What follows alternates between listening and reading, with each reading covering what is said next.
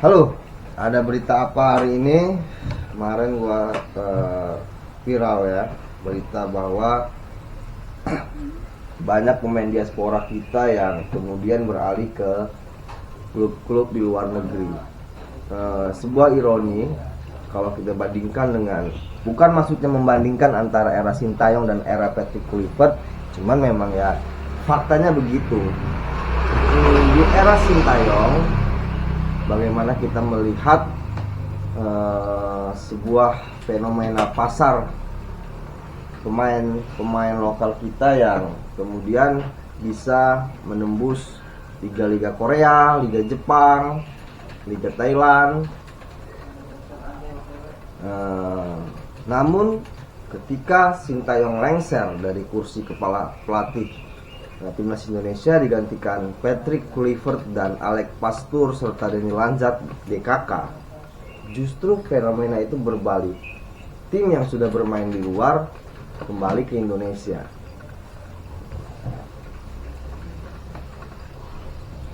Peran Patrick Kluivert untuk karir diaspora di klub luar negeri. Kita pasti masih ingat bagaimana viralnya Patrick Kluivert ini mengatakan di sebuah konferensi pers, omongan publik yang sangat lancar ia lontarkan bahwa dia akan memilih pemain berdasarkan menit bermain di klubnya. Ini juga menjadi tanda tanya juga, apakah fenomena pemain diaspora memilih BRI Liga 1 itu adalah termasuk juga ke dalam alur ucapannya yang mengatakan bahwa menit bermain akan menjadi titiannya dalam memilih pemain untuk timnas Indonesia. Apakah juga memang karena pemain diaspora ini tidak mendapatkan klub di luar negeri sehingga mereka memilih BRI Liga 1, atau juga pemain diaspora ini lemah mentalnya, ingin segera hidup enak di Liga Indonesia, liga yang bahkan dengan Liga Kamboja pun kalah, liga yang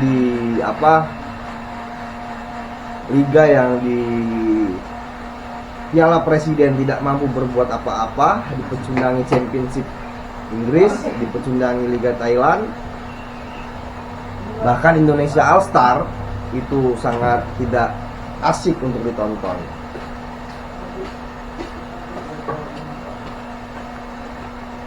Namun yang menjadi pembahasan, yang menjadi kegelisahan gue adalah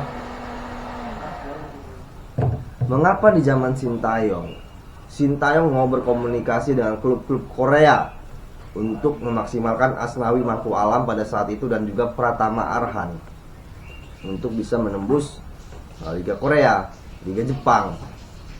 Tapi dengan Patrick Kluivert yang memiliki popularitas mentereng di Spanyol dan di Belanda, dengan Alex Pastoor, dengan Deni Lanzat, tapi mengapa justru ini kok menjadi kemunduran sebuah karir pemain diaspora? Justru mereka kembali pulang ke justru merumput di BRI Liga 1.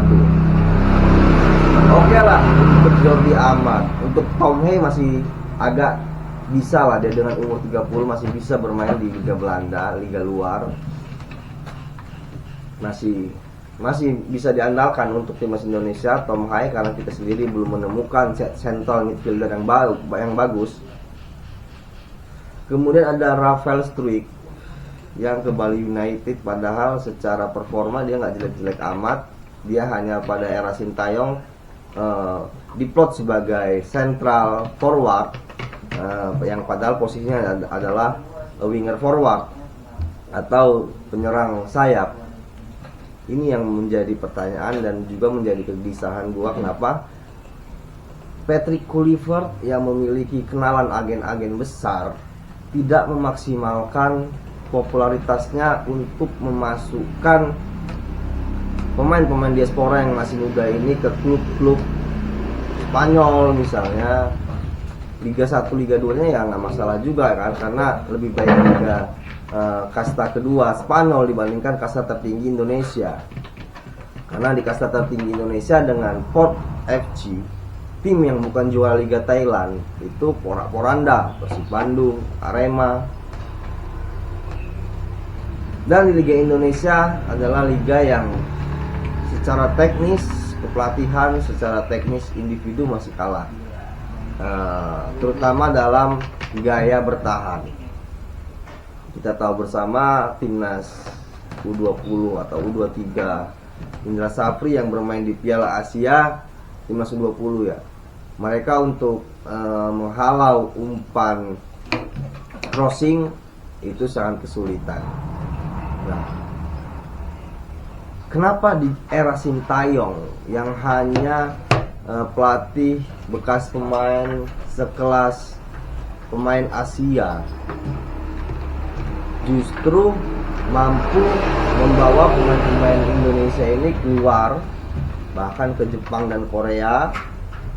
Tapi di era Patrick Kluivert yang memiliki level popularitas di atas jauh dari Sintayong, tidak bisa memaksimalkan agen-agen luar negeri dan klub-klub luar negeri untuk membawa pemain-pemain muda Indonesia ini keluar.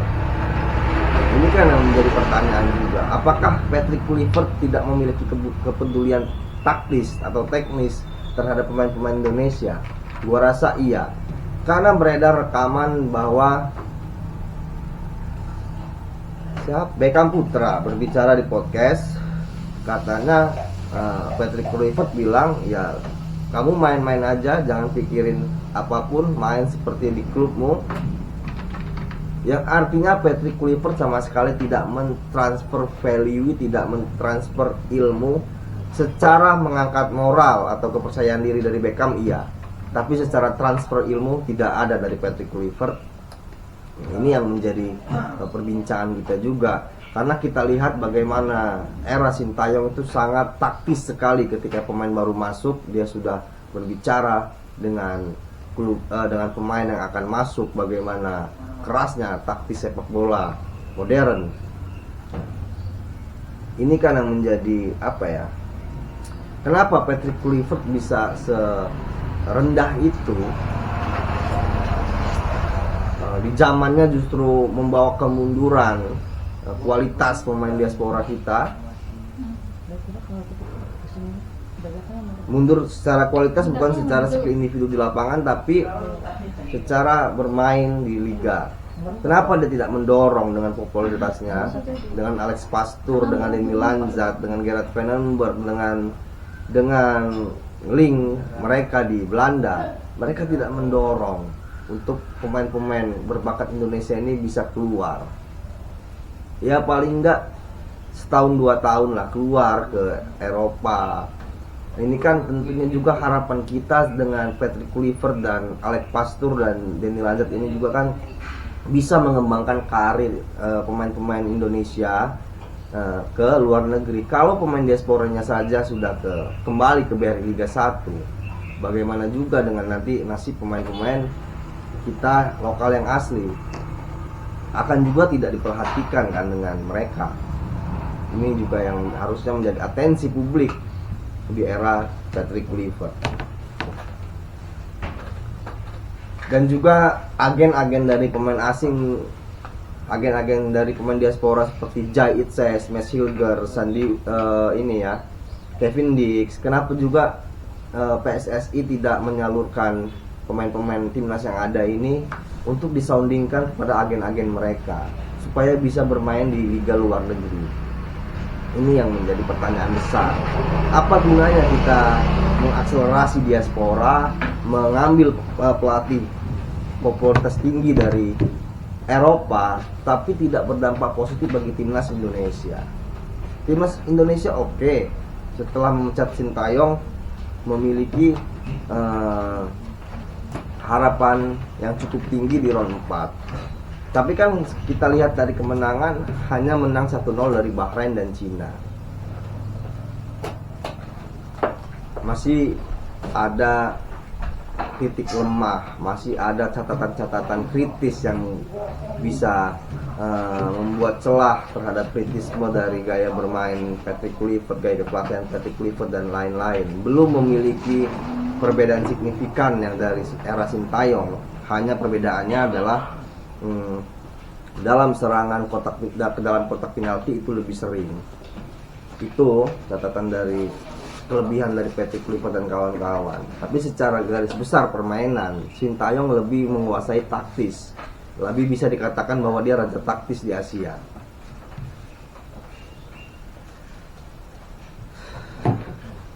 Kemudian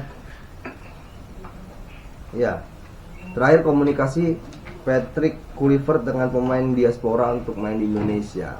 Apakah juga mungkin pemain-pemain diaspora yang main di Liga 1 ini enggak berkomunikasi dengan